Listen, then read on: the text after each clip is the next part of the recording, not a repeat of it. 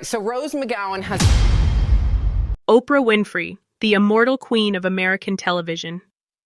The woman who turned The Oprah Winfrey Show into the most powerful daytime program in history and carved her name into the very soul of global culture. She rose from poverty and obscurity, from days of not having enough to eat or wear to become a blazing monument of resilience. A media queen holding billions in fortune and an empire unmatched, redefining not only television but the very essence of truth and healing itself. With unmatched empathy and commanding presence, she became the unshakable voice of generations, rewriting the American dream and proving that greatness can rise from wounds so deep they could destroy anyone else. For decades, she was not only a storyteller, she was the story, a living testament to courage forged from fire and pain. But behind that radiant empire lies a brutal battlefield, the suffocating loneliness, the wounds of both body and soul, and the crushing burden of carrying within her the pain of millions. The world has applauded her power for so many years, yet few dare to face the haunting truth never fully revealed, shadows so heavy that even a colossal fortune cannot erase them. And before we begin, if those programs ever brought you faith, tears, or laughter, leave a like as a tribute to this extraordinary talent and indomitable spirit. Behind the radiant crown of global fame lies a cruel and merciless beginning, a story etched in poverty, betrayal, and abandonment. Oprah Gail Winfrey was born on January 29, 1954, in the small town of Kosciuszko, Mississippi, to a teenage mother, Vernita Lee, who worked as a maid, and Vernon Winfrey, a barber and coal miner. Her parents never married, their fragile bond shattered almost immediately, and from her first breaths, her life was marked not by love or stability, but by separation and uncertainty. A little girl left, drifting between fractured households, never knowing where she truly belonged. As an infant, she was sent to live with her grandmother, Hattie Mae Lee, on a remote farm where poverty was relentless and childhood was stripped away by endless chores. Yet in that barren landscape came one priceless gift. Her grandmother taught her to read. Oprah would later recall with aching clarity, "My grandmother taught me to read the Bible before I was 3 years old."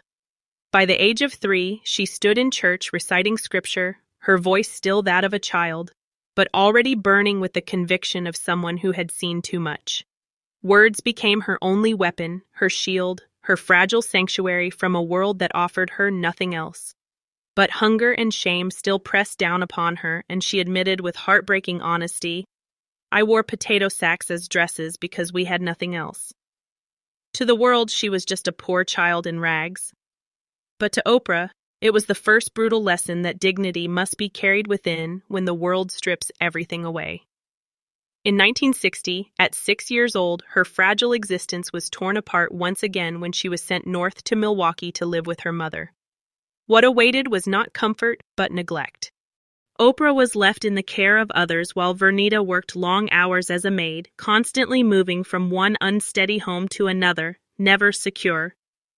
"I grew up never feeling wanted, never feeling safe," she would later admit with heartbreaking candor. Life had gotten even harder by the time she was in her early teens.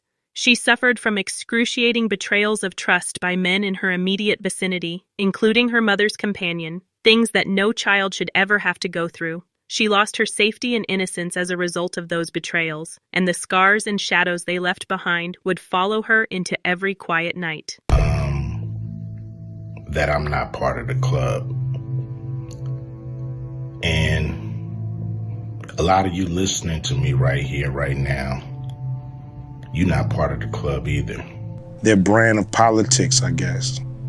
But if you can't think for yourself, then you're not really free, are you? No, you're not. You're not. But I've been excluded. I've been excluded on Oprah, you know. On Oprah? On Oprah, yeah. In 1968, tragedy struck with devastating cruelty at the age of 14. The boy she gave birth to didn't live long, a storm of sorrow that no victory could ever completely quiet. The grief of that loss and the agony of a motherhood denied became a wound that would follow her for the rest of her life. When Oprah's mother could no longer handle her, she sent her to live with her father in Nashville. Although it was the most severe form of mercy, it was also the moment that would save her. Vernon Winfrey was a disciplined, uncompromising man who placed a high value on education. Even though his love was harsh and occasionally icy, he became the anchor she had been denied her entire life by enforcing curfews, making her study, and demanding higher standards. Oprah was no longer a lost child living in different houses under his roof. She started to rebuild, to discover the shaky foundations of belonging, to catch a glimpse of a life beyond survival for the first time. Years later, she would reflect on those injuries with regret and appreciation, acknowledging that they never went away but instead served as the catalyst for her determination. She said, "Turn your wounds into wisdom." She did just that, turning insecurity into resiliency, rejection into empathy, and hunger into drive. Her early years had been cruel, leaving her with lifelong scars and persistent shadows. However, they turned into the unbreakable cornerstone of a woman who would eventually become the center of the world's attention as well as that of a nation. Oprah carried into her youth not defeat, but a hunger so intense it would not be quenched, born from the ashes of a stolen childhood. She was already fighting for her life, with scars that no one could see but that burned like fire beneath her skin, while other teenagers dreamed unhindered. She entered the Miss Black Tennessee beauty pageant in 1971 at the age of 17, not for the glamour, but for a chance, for a door to open. She prevailed in spite of everything. Her first taste of recognition, her first indication that the world might one day pay attention to her voice, came along with that crown. She started working part-time while still in high school at Nashville's WVOL radio after that victory. But her reality was ruthlessly different behind the studio lights. Her purse was almost empty, her dresses were borrowed or tattered at the seams, and she frequently arrived hungry. Even though no one else believed it, I knew deep down that I was meant to do this the very first time I sat in front of a microphone, she recalled. Her voice, trembling but unbroken, shaped itself into a force that would one day move millions as she sat behind the microphone night after night. The world witnessed a rising young lady. What platforms have banned you? I've been, I tried to go on The View. They didn't have me on The View. Why? Well, a few of the guests just really didn't like where I was coming from. So, or a few of the hosts, I mean. So that's what I was told by the producers. I don't know if the producers was just copping out and using some of the hosts to not have me come on and explain myself, but I've been excluded. I've been excluded on Oprah. On Oprah? On Oprah, yeah, I've been excluded. Yeah, man. I would think you'd be the person Oprah would want to promote. I mean, you grew up in South Central, you were successful at a young age, you have dignity, you say what you think. Like, I thought that was the goal. Me too. I don't know what it is, but, several of my, I had a movie called Barbershop, Yeah, I remember. That I wasn't invited to participate with the cast. I produced a show called Black White, and it was a very controversial show. And once again, they had the whole cast on, but I wasn't invited. And so I don't know.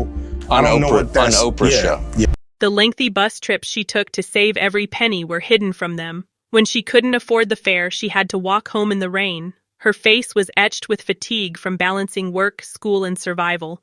Or the silent nights when she sobbed, afraid that poverty would engulf her before her dream could blossom.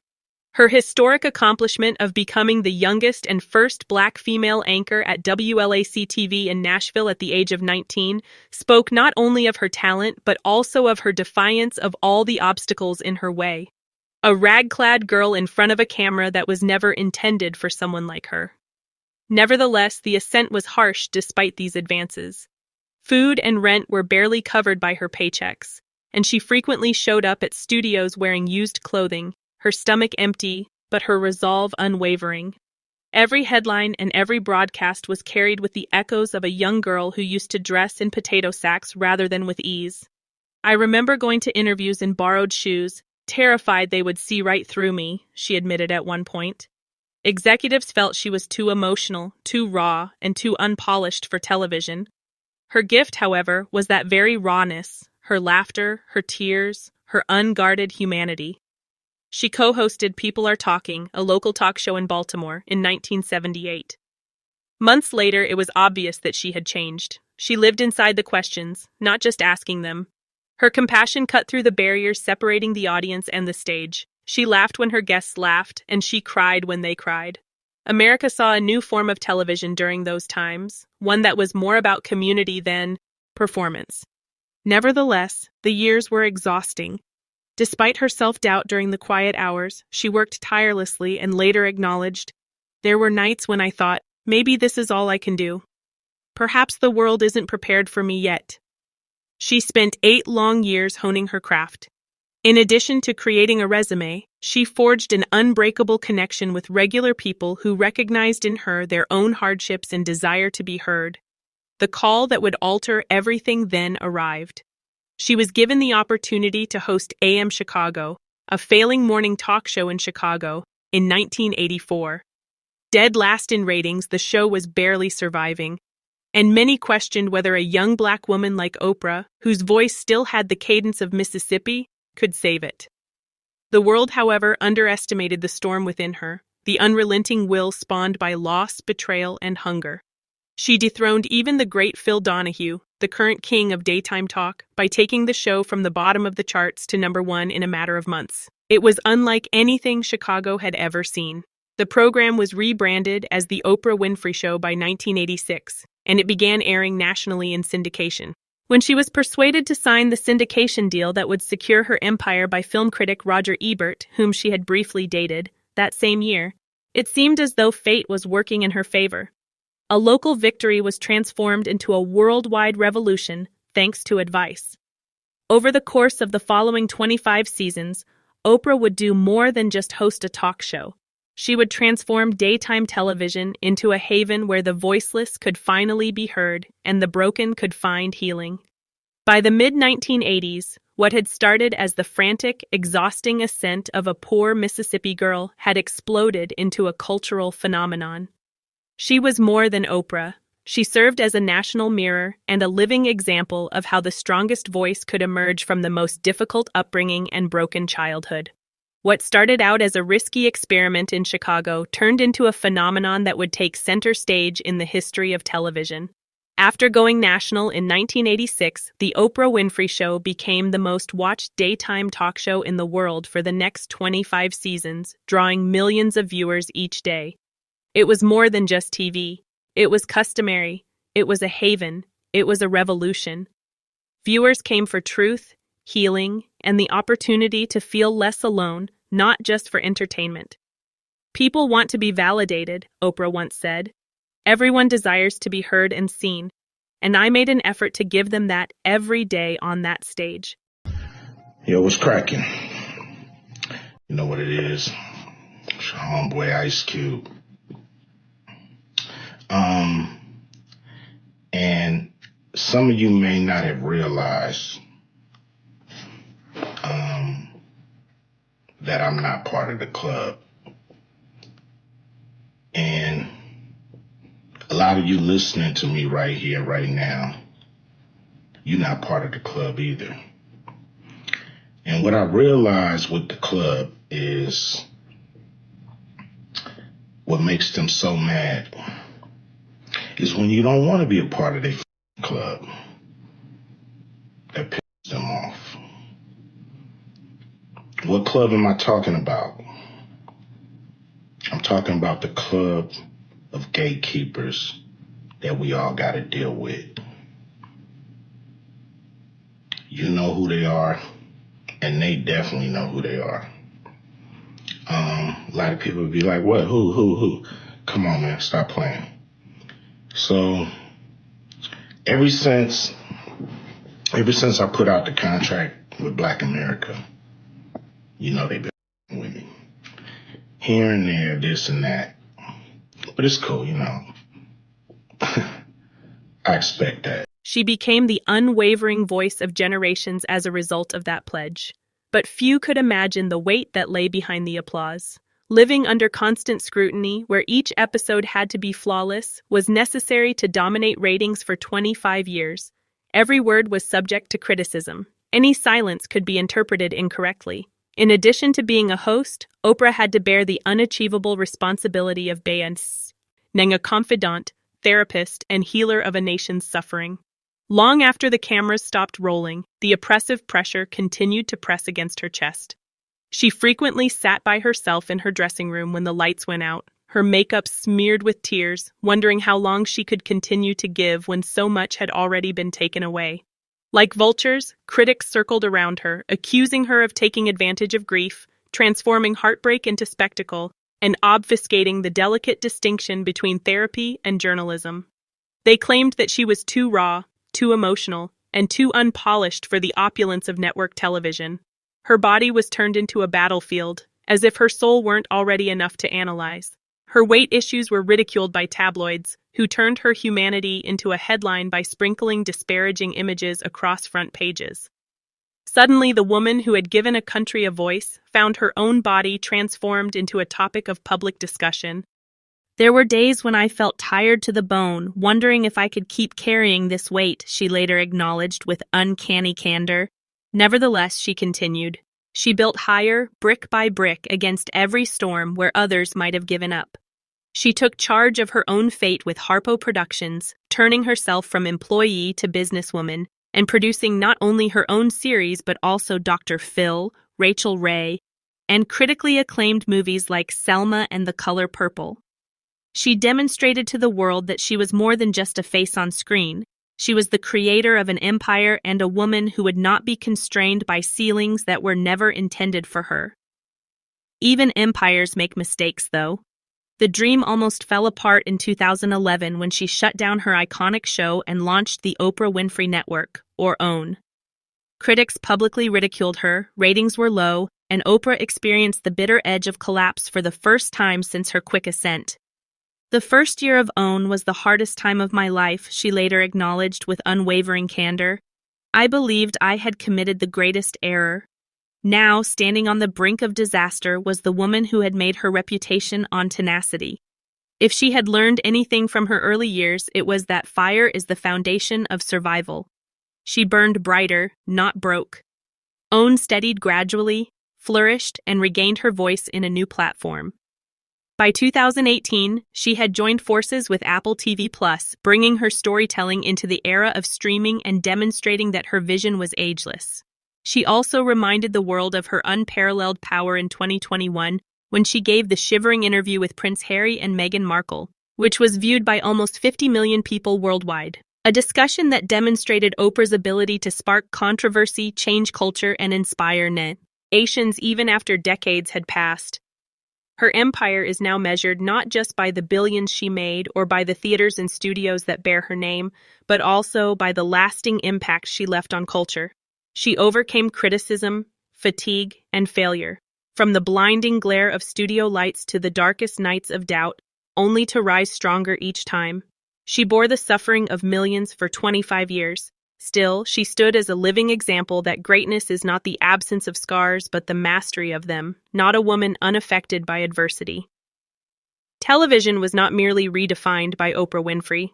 She redefined resilience itself, demonstrating that greatness can endure, heal, and guide the world forward like a torch against the darkness even under the most severe crown and ruthless scrutiny. However, even the brightest crowns can break under the weight of dreams, and glory does not equate to invincibility. At the height of her popularity, in 1998, Oprah Winfrey bet everything on one movie, Beloved, the adaptation of Toni Morrison's Pulitzer Prize-winning masterpiece. It was more than just a part or a show. She tried to honor the unsaid suffering of Black history and leave a legacy that might outlive her empire by projecting her soul onto the screen.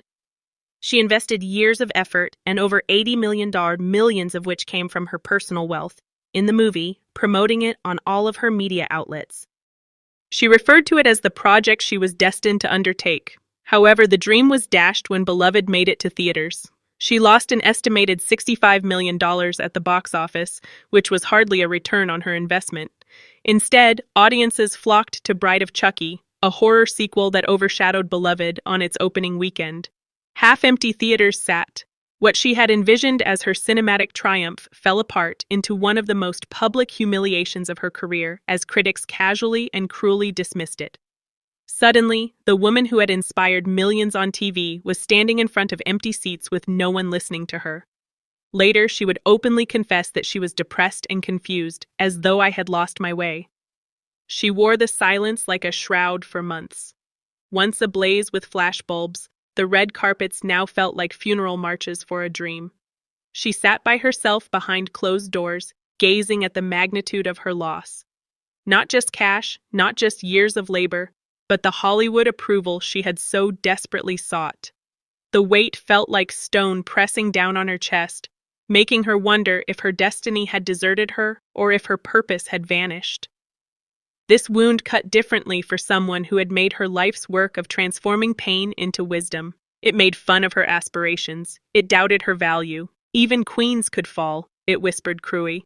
Nevertheless, Oprah's humanity was exposed in that very darkness. Beloved's demise went beyond simple financial ruin or a career blunder. It was a spiritual setback, a moment that dispelled the delusion of invulnerability. She stumbled not because she was weak, but rather because she dared to dream too big and bear too much. The boldness of her vision to risk everything for a story that mattered is still one of the most defiant acts of her career, even though the world may have called it defeat. However, she had to contend with other battlefields as well. Long before and long after Beloved, Oprah was engaged in a battle within her own body rather than on television. A war that cut deeper than any camera could ever record and lasted for decades. She became the object of constant scrutiny due to her weight, shape, and very flesh. Her pictures were smeared on front pages by tabloids who circled her body in red ink as though her humanity were a headline. Every change was ridiculed, every effort analyzed, until even triumphs turned into pitfalls. She suffered the burning humiliation of entering her own stage while towing a wagon full of fat, which was supposed to represent victory. However, the world never allowed her to leave, instead remembering her as a symbol of vulnerability. She tried again and again. She felt as though her own skin was a cage after being judged repeatedly. Her body was a prison from which she was unable to escape. My weight has been the biggest, most public demon I've had to fight for 25 years, she acknowledged. It was a fight against a society that, far too frequently, refused to look past the obvious and reduced a titan of culture to numbers on a scale, rather than just against food or flesh. Then came the price of decades of stress. After years of bearing the weight of the world's condemnation along with her own body, her knees finally gave out. The agony became intolerable by 2021. Every step serves as a reminder of 2 long battles. Surgery on both knees would have been the end for many. It was a time of rebirth for Oprah. She rebuilt herself one step at a time, not as a victim of her circumstances, but as a soldier of discipline. She reclaimed the body that had betrayed her, inch by inch, by walking 3 to 5 miles every day and testing her strength on 10-mile climbs every weekend. Every step turned into a silent protest, evidence that her tale was far from over. Then, in 2023, she took a risk that few people in her position would ever take. She was honest. Oprah freely acknowledged that she had resorted to weight loss drugs in order to cope with the candor that had always defined her. She didn't portray it as a triumphant triumph or a miraculous cure. It was a decision based on fatigue, of years of fighting a body that had been ridiculed on covers and dissected in headlines. It was survival, not victory for her. The disclosure sparked intense discussion and a flurry of headlines. Honesty was seen by many. Others perceived danger. Actually, it was both. Because although the medicine provided her with some respite, it also served as a reminder that when the burden of criticism becomes too great, even the most resilient people can be pushed to extreme lengths. Oprah never glammed it up. With the candor of someone who had nothing left to conceal, she confessed it. She didn't act as though it was simple, easy, or safe. Her act was both achingly human and achingly vulnerable as she exposed it. From the battlefield of her own body to the ashes of Beloved's failure, Oprah's journey serves as a reminder that greatness is never the absence of wounds, but rather the bravery to overcome them. She demonstrated that a woman's value is not determined by box office receipts or numerical values on a scale, despite being ridiculed, broken, and silenced by shame. It is characterized by the enduring fire, the fire to continue walking, to continue rising, to continue bearing the weight until the weight itself turns into a crown. Her internal conflicts, however, were only one aspect of the conflict. Beyond the tabloid scrutiny and the pain in her knees, there were wounds that would never heal with surgery, discipline, or medicine. The struggle against fate was ruthless, if the struggle against herself was draining. Her closest loved ones were taken away one by one, and every loss left a scar on a heart already scarred by too many storms. When Oprah's younger brother Jeffrey passed away from AIDS in 1989 at the age of 30, it was the first devastating blow. It was a time when the illness was veiled in fear rather than compassion, when the sick were shrouded in shame and the truth was suppressed in silence. There was stigma, not empathy. It was judgment rather than consolation. Oprah lamented not only her brother, but also the unfairness of a society that ignored him, allowing him to pass away without respect or acknowledgement, as though his illness had diminished the significance of his life. It was not an easy grief. It was a blend of anger so intense it burned and grief so profound it emptied her.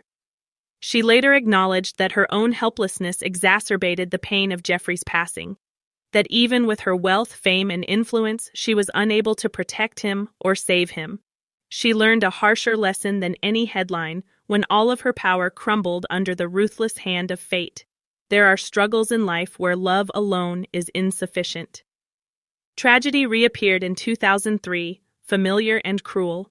Pat, her half-sister, passed away unexpectedly after being enslaved to addiction for a long time. In actuality, though, the addiction had been robbing her long before her body failed. It had stolen her voice, her laughter, her potential year after year, until only pieces were left. When death finally arrived, it felt inevitable but still intolerable. Not only did Oprah lose a sibling, but she also lost the chance to have a sister like Pat if life had been more forgiving and she had fewer problems. Oprah was once again left standing at the nexus of regret and grief as another door in her already broken family slammed shut. It served as a reminder that addiction doesn't just ruin the person it consumes. Everyone who loves them is destroyed, and survivors are left with scars that cannot be healed. Then, in 2010, an unprecedented revelation occurred.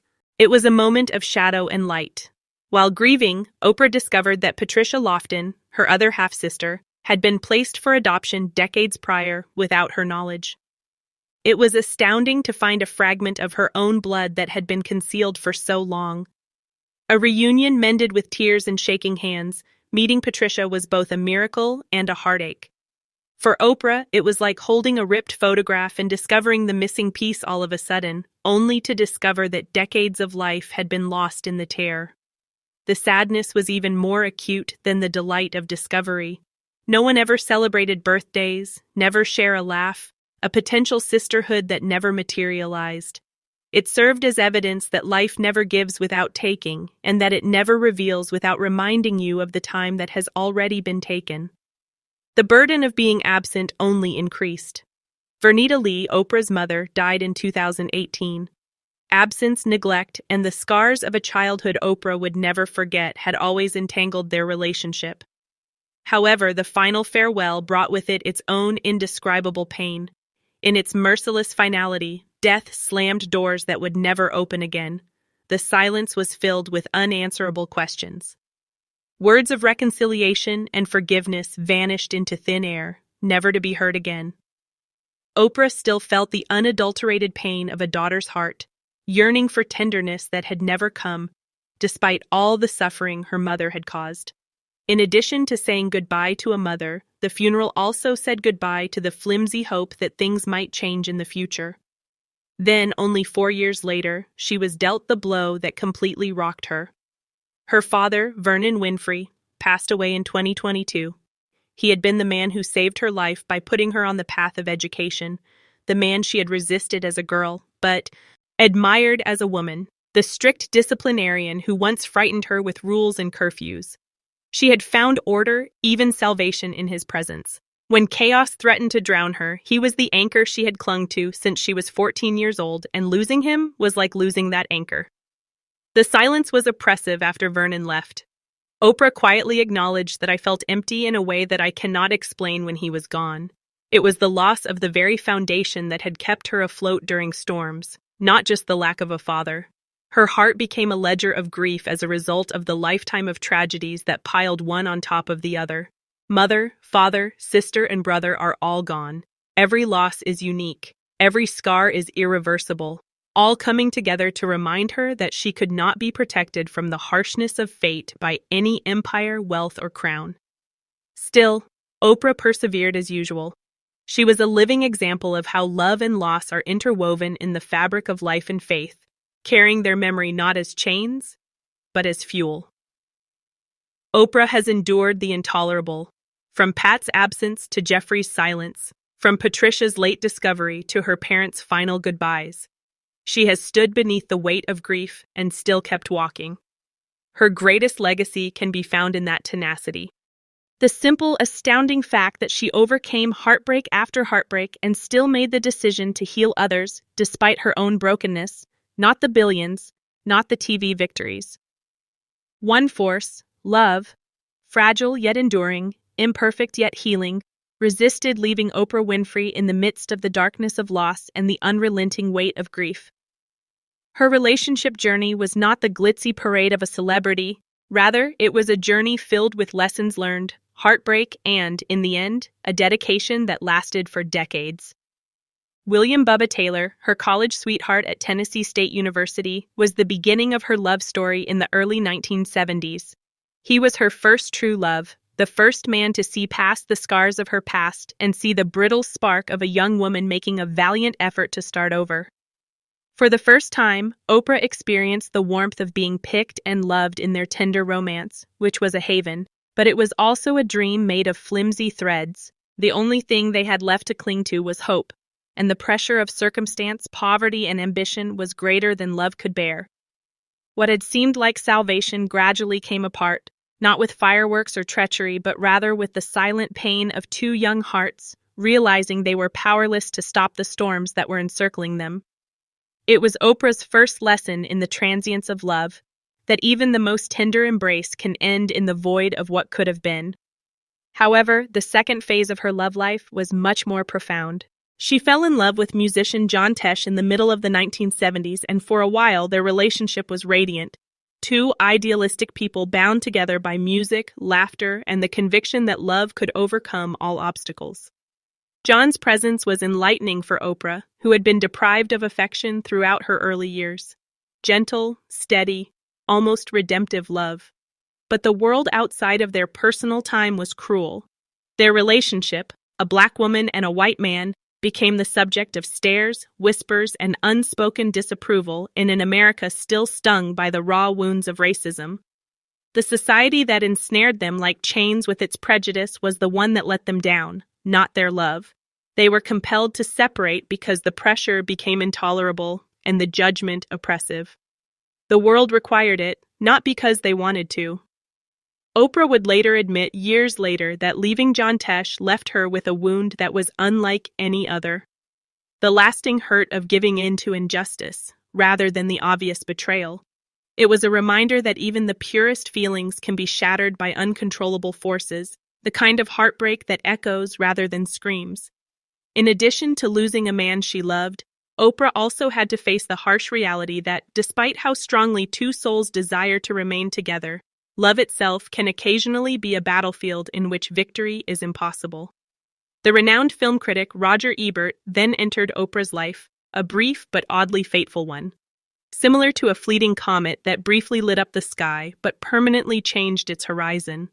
Their brief romance contained a seed that would alter everything, but it was more spark than flame and curiosity than permanence.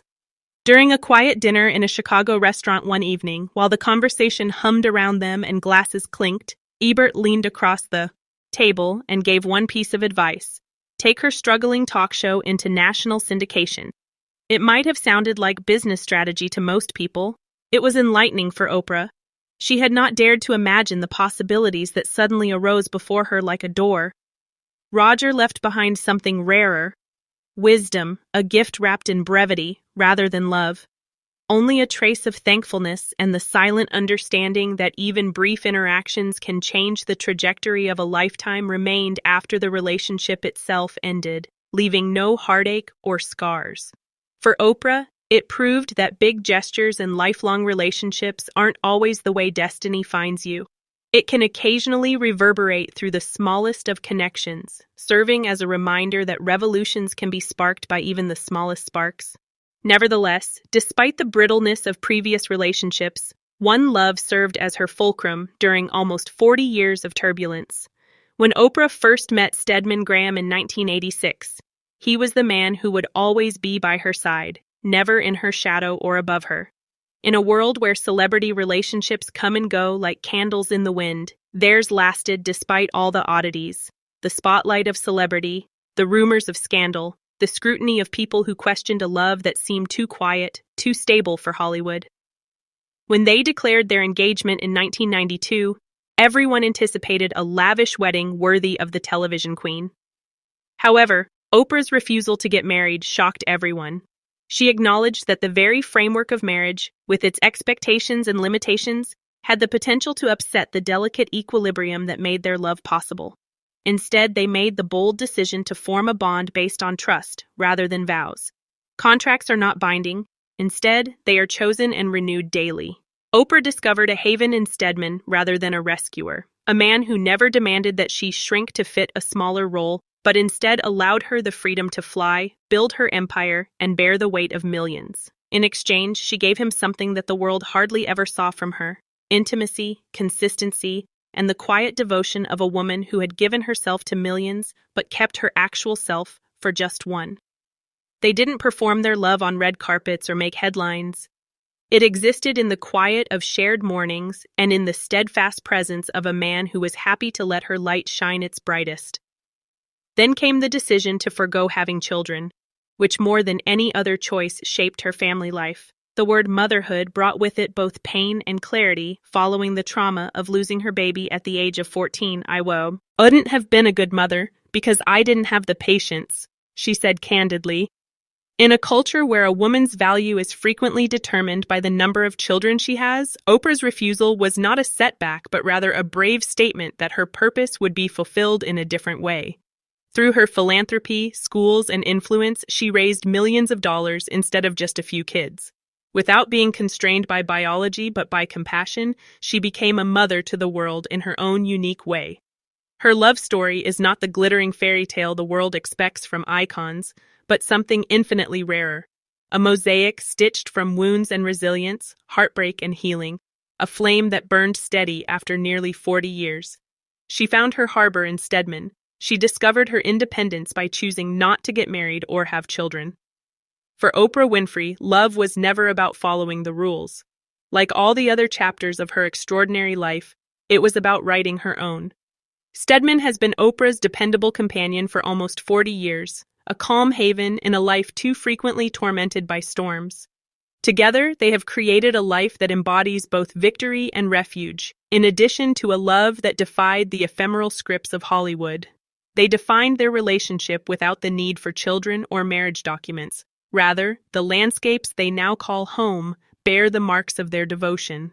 At 71, Oprah Winfrey now resides in the quiet of Montecito, California, where her expansive estates exude strength and tranquility rather than the bustle of Hollywood.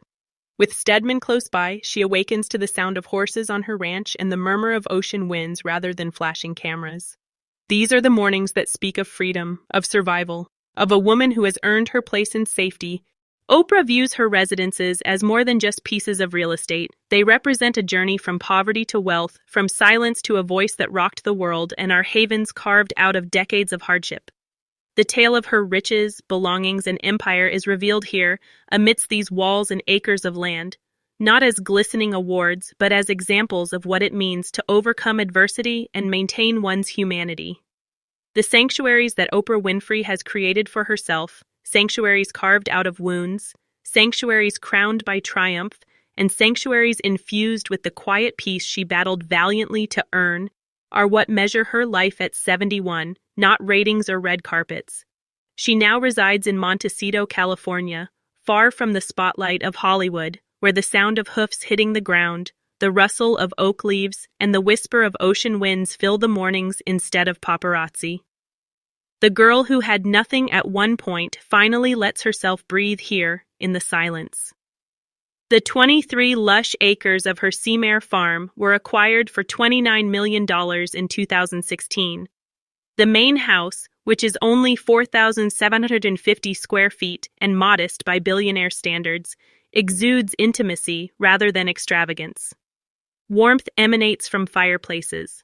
The simplicity of rural life is echoed by wood beams, and beyond them are stables, barns, and horse trails where her horses can run as freely as she used to wish. A representation of the security she was previously denied, 2 private wells extract water from the depths despite California's droughts. Oprah frequently puts on her riding boots at first light and traverses fields where the dirt reminds her of Mississippi, the dirt roads, the potato sacks she used to wear as dresses.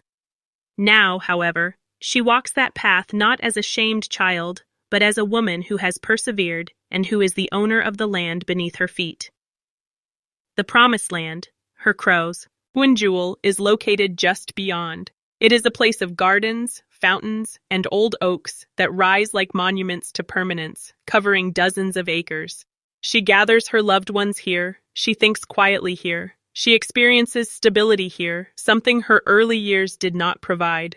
The Promised Land is more than just a place to live. She declares that the girl who was once lost between broken homes now holds a position so firmly established and unassailable that even time submits to it. Her empire once extended far into the mountains of Colorado. She paid $14 million for a mansion in Telluride in 2014, where a $70,000 limestone bathtub gleamed like sculpture, glass walls kissed the sky, and driveways melted snow before it touched the ground. She was transported to the slopes via a private cable, and a wine cellar was designed to resemble a deep-shaft stone mining tunnel. It was a stunning home designed to awe the senses rather than to firmly establish the soul. She quietly let it go when she sold it in 2021. Evidence that even Oprah is aware that meaningless luxury is a burden she should not bear. Assembled between 2015 and 2023, her reach extends even farther across the Pacific to nearly 1,000 acres in Maui. Here, however, her wealth turns into stewardship. She has invested her wealth in safeguarding the land, keeping it a haven for future generations as well as for herself. Maui is more than just a place to get away. It serves as a reminder that success is meaningless without accountability. The language of balance is even expressed by her vehicles. The Polaris RZR, joy splattered with mud. Comfort, authority, and the Lincoln Navigator. The subtle elegance of the Lexus ES350F Sport. The Tesla Model S is a green and nimble nod to the future. Not one of them yells excess. Choice is whispered. However, she takes to the skies in search of true freedom. Her $70 million Gulfstream G650 is a flying sanctuary rather than just an airplane. Handmade wood, personalized leather, and panoramic windows that transform clouds into canvases. The jet is not an indulgence in Oprah's eyes. The capacity to choose where to land, when to give, and where to be is independence. This is the ultimate reclamation of time in a life that was previously dictated by others. Her book club, Weight Watchers, OWN, O Magazine, Harpo Productions, and her agreement with Apple TV Plus have contributed to her current net worth of almost $3 billion. For Oprah, however, wealth is more than just numbers. It is the thousands of scholarships she has awarded, the schools she has established, and the lives she has improved. She never sought wealth. Wealth followed her search for purpose. Her homes, vehicles, jet, and billions are not celebrity awards. Rather, they are evidence of her perseverance. They serve as evidence that a child who used to wear rags is now able to walk through her own gardens. Millions are fed by a woman who once feared starvation. Grandeur is not the focus of Oprah Winfrey's belongings. They're about perseverance. They serve as a reminder that the spirit can find flight, the soul can find refuge, and the heart can ultimately find home, even in the midst of the most severe storms. The focus of Oprah Winfrey's 71-year-old life has shifted from empire and estates to what remains when the cameras stop recording, including her legacy, her health, her generosity, and the quiet rhythm of a woman who transformed survival into a lighthouse for millions. Philanthropy is her second legacy. Her second legacy is one of compassion, if her first was one of media. Oprah has donated not just cash, but also parts of her heart to people she may never have met in person for decades. She provided hundreds of scholarships to young black men at Morehouse College in Atlanta, who might otherwise have been crushed under the weight of their circumstances. These days, they call themselves Oprah men and work as doctors, lawyers, educators, and leaders, living evidence of the generational impact of generosity. She established the Oprah Winfrey Leadership Academy for Girls in South Africa in 2007. What started out as a $40 million dream turned into a haven for more than 300 young women, many of whom came from the most impoverished backgrounds, and is now carried into the halls of prestigious universities worldwide. These girls are the daughters Oprah selected, and they serve as a living example of how education is emancipation rather than merely opportunity. Her generosity has had an impact on culture as a whole in addition to classrooms. Her gift to the Smithsonian National Museum of African American History and Culture was the largest in its history, totaling $12 million in 2013. For Oprah, it was a means of giving her people a permanent place in the history of the country and preserving a tale that is all too frequently forgotten. And her compassion was unwavering when tragedy struck. After wildfires devastated the island she had grown to love, she and Dwayne Johnson founded the People's Fund of Maui in 2023. 8,100 adults who had lost everything received nearly $60 million directly. For Oprah, this was justice, not charity, a means of restoring honor where homes, memories, and tranquility had been destroyed by fire.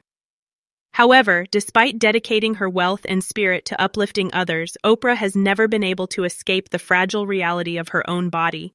There are scars deeper than the skin from decades of struggling with weight, being made fun of on front pages, and being discussed in boardrooms. Her body served as a teaching tool and a battlefield, serving as a reminder that even the most resilient souls reside in brittle, painful, and aging vessels. When she eventually had to have both knees operated on in 2021 due to pain, it was more than just a medical emergency. It was a reckoning. She needed assistance to walk for weeks, and the woman who had carried millions on her shoulders was unable to support even herself for the first time. She subsequently acknowledged that she was afraid of immobility, of deterioration, and that age had finally arrived to collect its debt at night. Oprah, however, refused to give up. As if every step were evidence that time could bruise her but never break her, she forced herself back onto her feet, walking miles every day and climbing 10 on the weekends. By 2023, she publicly acknowledged that, rather than out of vanity, she sought medical assistance for her ongoing weight struggle in order to survive. Although her candor provoked discussion, it also deterred embarrassment. She wouldn't hide or pretend. Unpolished, fearless, and painfully human, she stood before the world as she always had. Her face is glowing, her energy is luminous, and her figure is leaner today. She confronts them head-on with courage as her only defense, not because she denies her 71 years. However, beneath the victory is a more subdued sadness that neither diet nor surgery can resolve. She bears the loss of children who never grew up, of a lineage that ends with her, in the silence of her Montecito haven, surrounded by the horses and gardens. "I would not have been a good mother," she has stated with disarming candor. However, the shadow remains even in that decision. Millions of people call her a guiding voice, and she has friends and Stedman in her life. However, the weight of loneliness is greatest at night when the house is quiet. She has gained wisdom from age, but it has also made the pain of what will never be more acute. No son to bear her name, no daughter to reflect her face. Oprah Winfrey's current life is therefore both radiant and unvarnished, a woman balancing public strength and private silence, triumph and fragility, on a daily basis. She serves as evidence that even people who appear to be bigger than life are subject to the minor human realities of suffering, aging, and desire. She also serves as evidence that we don't have to be overcome by these facts, that even the most difficult burdens can be carried with dignity if one is disciplined, honest, and gracious. Oprah hasn't completely withdrawn into her private life as of yet. She continues to be a cautious, purposeful presence in the cultural environment. Her story was once again woven into the fabric of cinema when she reappeared in 2023 as a producer for the musical film adaptation of The Color Purple. Her book club still influences the literary world and sparks bestsellers. Additionally, she established the Oprah podcast in 2024, demonstrating that her voice still has credibility in the digital age. She doesn't show up often, but when she does, it's not for show. It is for important moments, conversations that mold conscience, books, and charitable giving. The highest civilian award in the U.S., the Presidential Medal of Freedom, was given to her in 2013. She has consistently been listed as one of the world's most powerful women. She will, however, tell you that power is not the quantity of zeros in your bank account. It's the quantity of lives you influence. She once remarked that sharing is more important for success than possessing. Oprah Winfrey is one of the wealthiest people on the planet by that metric. The wooden farmhouse glows in the morning light as horses graze her land as the sun rises over Montecito. It's a scene that seems to be the fulfillment of fate, from the girl in potato sacks, barefoot, from the adolescent who lost a child too soon, from the billionaire philanthropist who established an empire of empathy to the talk show host who transformed suffering into healing. With her own pen, her own scars, and her own grace, Oprah Winfrey has rewritten the American dream. Fame and wealth are not the only aspects of her story. It is about perseverance, the bravery to endure despite being twisted by storms, and the ability of one woman to bear the suffering of millions while still bringing light back into the world. Hers is a life that started in silence and ended in voice, one that started in hunger and ended in plenty. Oprah Winfrey wouldn't be in front of us if excellence meant perfection. She tripped, shed tears, and bore scars that the outside world could not see. She continued to rise. Give her a like and share in the comments the part of her story that most moved you, whether it was her poverty, her empire, her wounds, or her love. Let this be a celebration of a legend as well as the reality that we can persevere, rise, and heal despite our flaws. Mariah Carey made a $100 million deal, and 3 months later, she's all of a sudden mysteriously crazy. Or Martin Lawrence punches. It says here, Oprah threatens Cat Williams for exposing her for being a Hollywood handler. I've been excluded on Oprah, you know. On Oprah? On Oprah, yeah, I've been excluded. Or inbred. Well, Oprah has definitely... No, Stedman inbred.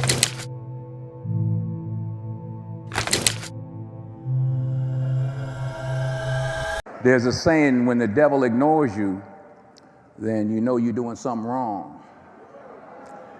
Wait a minute, I'm not done now. Let's talk about the filth that's starting to come out in the early days of the Diddy trial. This, of course, is P. Diddy. Surprise, surprise, he's a creep. Surprise, surprise, he's done horrible things. Imagine a society in which a web of startling betrayals, scandalous accusations, and jaw-dropping revelations are concealed beneath the glitz and glamour of Hollywood's elite. Today, we explore the shocking allegations that entangle Oprah Winfrey, Sean Diddy Combs, and Denzel Washington in a complex web of deceit, power, and sinister secrets.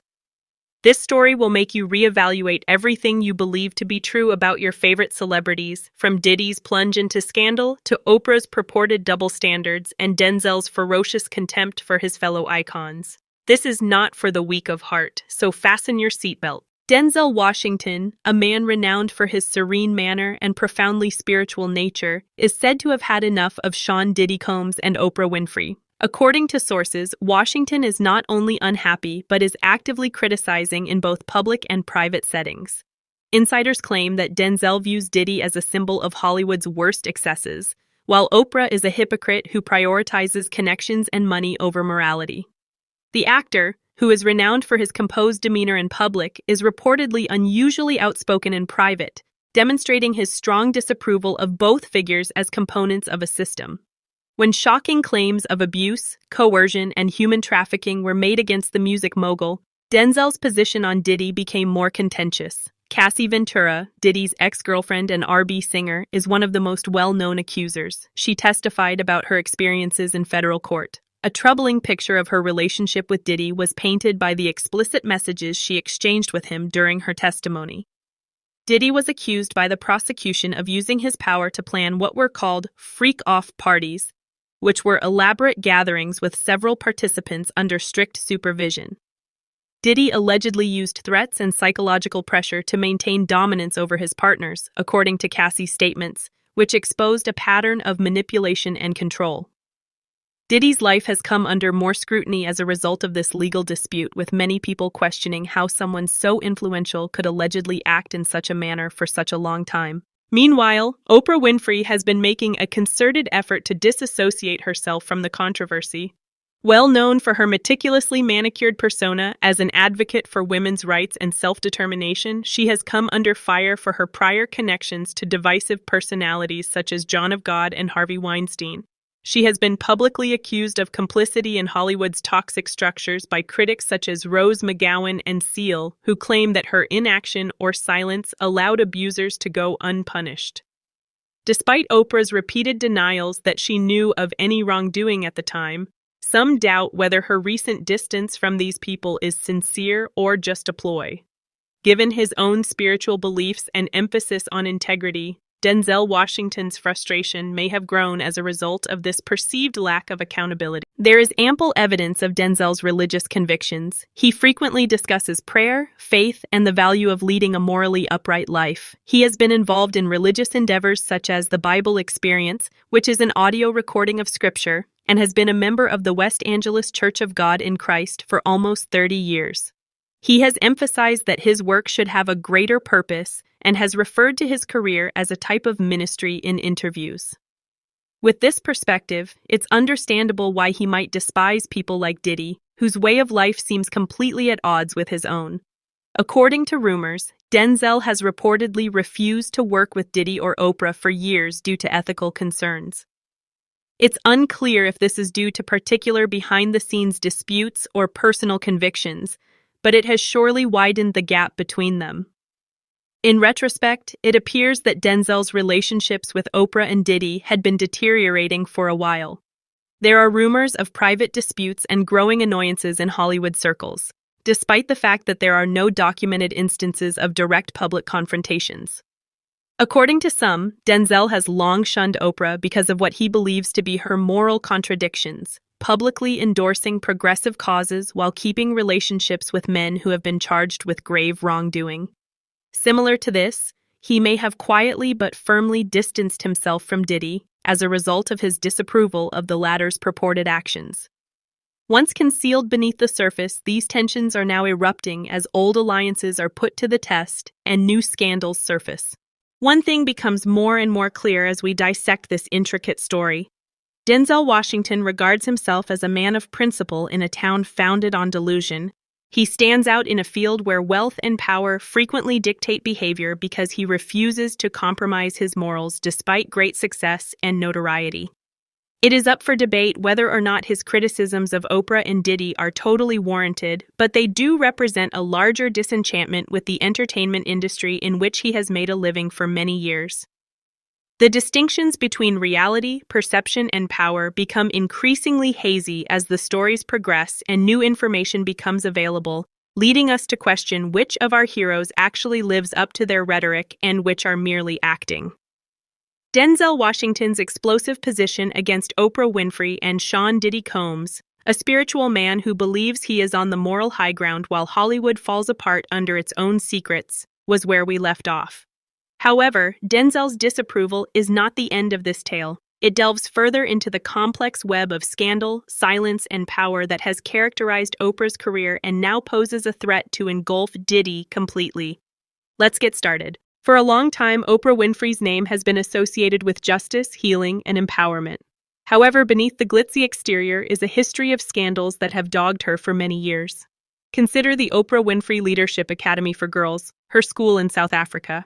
Once praised as a ray of hope, it was enmeshed in abuse claims after a former matron was charged with acting inappropriately towards students. Even though she was ultimately found not guilty, the harm had already been done. Given her personal history of childhood trauma, Oprah herself described the accusations as devastating. However, detractors like Seal and Rose McGowan contend that her response has consistently prioritized appearances over responsibility. Seal claimed on Instagram that Oprah was a part of the system that shielded predators and that she had known about Harvey Weinstein's wrongdoing for years while doing nothing about it. Rose McGowan didn't hold back either, calling Oprah as fake as they come, for her support of the Me Too movement and her friendship with men like Russell Simmons and Weinstein. These inconsistencies must feel like betrayals to Denzel, who has based his life on integrity and faith, not only of women, but also of the principles that are most important to him. Let's move on to Diddy now, because being linked to someone who is accused of wrongdoing is worse than being accused of anything else. A-list celebrities are currently frantically trying to break up with him more quickly than you can say, freak off. Stars who attended Diddy's notorious parties have begun receiving demand letters from attorney Tony Busby, who is representing more than 120 alleged victims. The letters warn that even if they were not directly involved, they could still be sued. The claim is that complicity is implied by silence. This implies that you could get into legal trouble just for being present when things got out of hand. In a last-ditch effort to evade scrutiny, some names have already started cleaning out their social media histories, deleting old images and posts connected to Diddy. Then there is Tana Wallace, whose credibility has been called into question after her legal team quickly refuted her claim that she saw children at one of Diddy's events.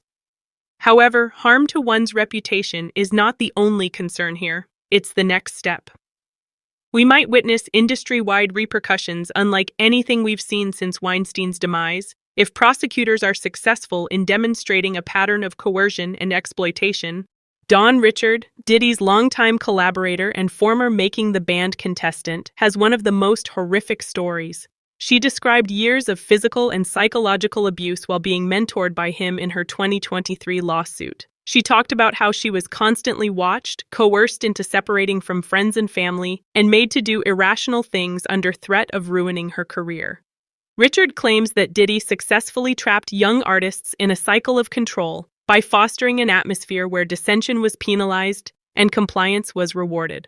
Her accusations were some of the first to portray Combs as a cunning manipulator who groomed and exploited talent rather than just a predator. Bianca Estelle, a model and aspiring actress who first encountered Combs in 2010 at a high-profile Los Angeles event, also came forward. According to her, Combs allegedly started monitoring her phone, controlling her wardrobe, and punishing her for alleged disobedience after their relationship swiftly descended into abuse. Estelle claims that during one incident at a Miami hotel suite, Combs became angry with her for not replying to a text message promptly and physically attacked her, causing bruises that needed medical care. Additionally, she testified that Combs often referred to his female partners as his property, which reinforced an ownership mentality that made it even harder to break free from his control. A young person who allegedly attended one of Combs' parties in the early 2000s is the subject of one of the scariest tales. Former attendee Tana Wallace testified that she witnessed Combs and two of his associates escorting a teenage girl into a private room. Although there isn't any concrete proof, Wallace says she heard screams coming from the room and later saw the girl come out crying and obviously shaken. Although Combs' legal team has vehemently refuted these claims and questioned Wallace's credibility, prosecutors contend that this testimony is consistent with a larger story of coercion, manipulation, and the willful grooming of minors for exploitative ends. If confirmed, this would be a catastrophic development in the already startling case against him. Let's also discuss the double standard in relation to Weinstein. As the advocate for survivors, the voice of truth, and the person who finally said enough is enough, Oprah has made a name for herself. But when women were chatting about Weinstein, where was she? When were victims like Rose McGowan bought off, intimidated, or silenced?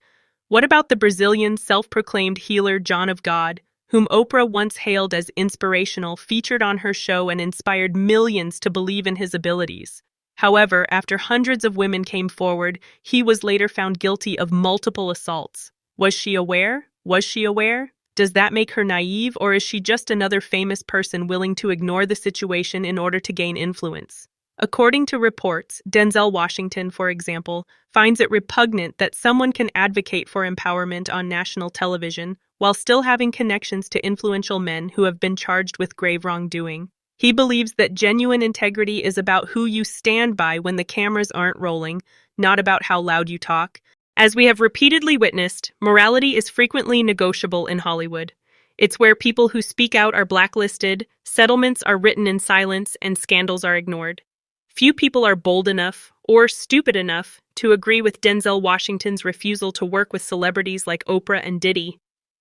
Although some may find his refusal to compromise his beliefs extreme, it's also extremely uncommon in a field where money talks and silence buys safety. Careers have been ruined for less. Monique publicly claimed that Oprah had blacklisted her after she declined to take part in a press tour for Precious.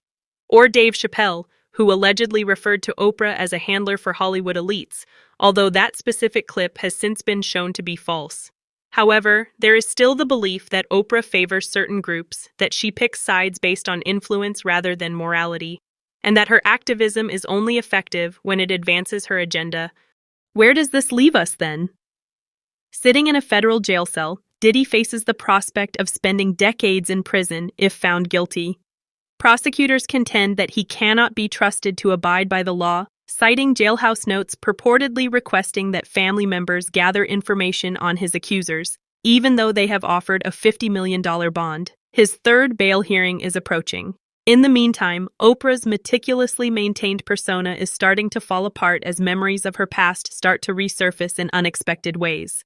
And Denzel, he stands apart, observing everything from afar, maybe believing that by abandoning these alliances years ago he avoided a bullet.